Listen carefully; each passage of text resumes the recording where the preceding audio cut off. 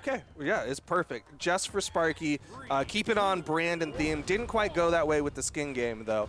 But here we are, game number 1, Phazon versus megD, and this is the weapon of choice for megD. Gonna go over to the Katars, though, because Katars versus unarmed is good things. It's Poggies. Now, I already saw megD hit 2 moves instead of the regular 3, so maybe Phazon has started to figure out where to hold on to his dodges, where to use his dodges to not get hit by the 3, but the game is still young. There's another 2-hit, not a 3-hit. So we're already seeing a little bit different here, opening up than it was against Booming. Yeah, Phazon does have the advantage of being able to watch that previous matchup, and he had a set to sit and think about how he's going to play it against megD. But so far, megD still looking real good. Hits the neutral sig, and that's the first stock in favor of megD, only in the yellow. Bro, the sidelight inlight is so scary. Why is he hitting that so frequently? N6 coming out. Unfortunately, if the sidelight neutralite is going to be megD's main initiation tool, if Phazon wants to throw out those instigs, okay, now he's starting to hit him a little bit more. But if megD stays grounded, they won't be as successful as an option. It does still hit grounded, but yes, like you were saying, it's definitely more of an anti-air tool. It's something that catches people who like to panic jump. Phazon playing patient. Knows that a D-Light recovery could bring him back into this one, but he's taking a lot of damage here. megD looking good. Whew. I don't know if Phazon was a little bit confused because of that weapon toss there, that he didn't see the bow stuff coming, but I definitely was. I was focused on the moving shiny object rather than the incoming megD. Oh, he tried to fade away from it. You can't do that, man. Come on. Not that direction. Of course, with the Gauntlet Ground Pound, you have that steer ability, but that'll get the stock count evened up at the very least. Is a weapon spawn on the field. megD grabs it. It's going to be that bow. Grabbed it pretty quick. He went for the neutralite stacked option after the dodge to the neutralite. Good dodge out. Knows that megD's been going for that a lot. Kind of like a Diana player, you know, that sidelight into the end sig. Phazon's got horizontal movement. Does he have the verticality? Yep, he can get back to the wall safely. Ooh, that's the dodge. megD chilling. Yeah. Not a bad. Oh, that was one of the most brutal slaps I've ever seen. He just hit that one raw. And that was really good of megD playing right in that position, knew that there weren't a lot of threats Phazon had. Like a side air would put him on the track, and now megD, again, that falling off the stage, end-light recovery, he has been hitting that so consistently. That's going to be a punish, hits the nair, doesn't go for the big spike or anything, goes for the easier nair, it's going to send straight down. Phazon not too damaged on this stock just yet, another falling nair that megD's going to grab. Phazon looking for those KO options. A lot of space between those two. megD with the weapon toss to open it up. Hit another nair. There's the D-Light. No recovery afterward. Been hitting those consistently, but doesn't want to risk it against Phazon. When megD sees this game really starting to close out here. Oh, punish. Doesn't quite have the punish for it. Backdashed away from it, but still. With the lead that megD has, that's not the most critical punish that he needed to get in the world. Yeah, I mean, when it comes down to it, like, the 3-hit wasn't guaranteed, but it was definitely more damage. Down sig from Phazon, and he puts on the cape, gonna go superhero mode, as he has to be unkillable or invincible in order to get this last stock off of megD. When's the last time you saw that sig hit? That's what the taunt was. That's what the taunt was. Was because he hit that down signature with all of those active frames that lock you in place. Doesn't matter. Here comes the JV2 from megD. megD looking really good. I'm expecting to see that Grim Reaper meme on Twitter later today.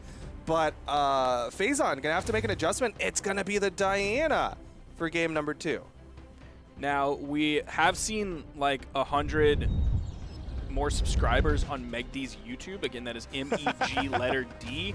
Boys, there is a video in there called How I Got 2900 Elo in Brawlhalla. The thumbnail says, what pros won't tell you. Boys, get over there. You need the secrets. megD on YouTube. But do that later, because for now, you got to see megD live on the Brawlhalla channel. He is currently up a game over Phazon. Forced Phazon off of the Val over to the Diana. This is an interesting pick. I didn't happen to catch the level on Phazon's Diana, so let me Brawlhalla that one up real quick to see. Of course, he does have the white color scheme. So minimum 10. Oh, Diana's level 54. Crazy. Okay. I didn't think it was going to be that high. Higher than megD's Ember. Phazon did used to be a Blaster's boy, so he's got a lot of practice in this weapon. He's gotten the good damage, and of course, he's going to have a lot of spacing with these blasters that the Katars are going to have to struggle to get in on. But we have seen megD effectively space other weapons. Touches. Oh my gosh! Easy Sair from megD there. Picks up the recovery. Yo, be careful throwing out those recoveries up there. Yeah. It's going to lock you in space, man. Oh, a nice dodge from megD. The Nair going to not quite lead to the knockout, but Phazon is playing with fire. He's getting so risky with these up-in-the-sky plays. Off the stage, it's going to eat some of the force, so megD should have the movement. Phazon needs to guarantee it, but doesn't hit the weapon toss. Went for the on-stage dare. Not quite sure what that was. Maybe he thought he landed and was going for the D-Light, because that's about where Phazon was, but the side signature from Diana reaching out, has that big dead zone, but that also has big range on it. D-Light recovery, GC'd on that one to give it a little bit more room up, but not enough to get the KO off the top. Phazon now with the blasters. megD walking away to get away from it. Gets the weapon, takes a little bit of damage in the process. Yeah, we saw megD make the swap over to the bow. It's got the true kill combo of D-Light into recovery, and Phazon really waiting. megD's in perfect position for a downlight, so Phazon trying to find the opportunity. Gets back onto the stage, but eats a Nair. Another one, and the stock is gone.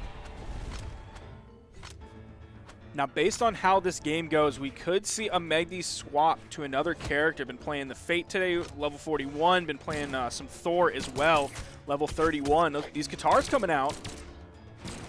That's what he did most of the damage on last stock with. Had some good momentum getting in on Phazon's blasters. You see megD putting a lot of space in between them until there isn't. And then he's right on top of Phazon. Easy punish that was here. risky. Yeah.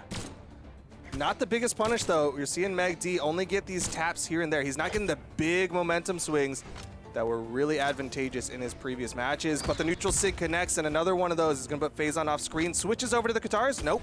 D-Light Nair from megD. Nice punish on that one. Phazon kind of went big with it on that unarmed side heavy. Again, going with the D-Light, bro. Where do you think megD is? He was about 10 miles away from you. There's another easy punish for megD. megD has been playing that weapon control game. Man, no weapon spawns in Phazon's favor for a hot minute there, and that is complete control for megD. In the orange, still an opportunity here for Phazon. So we've seen Phazon start to rely a little bit more on reads. Like you saw it with the Blaster's down sig earlier. You just saw it with the unarmed D-Light. And megD's spacing, I think, is just too good so far to really get caught by those. There's another one just going for that read. Another one going for that read.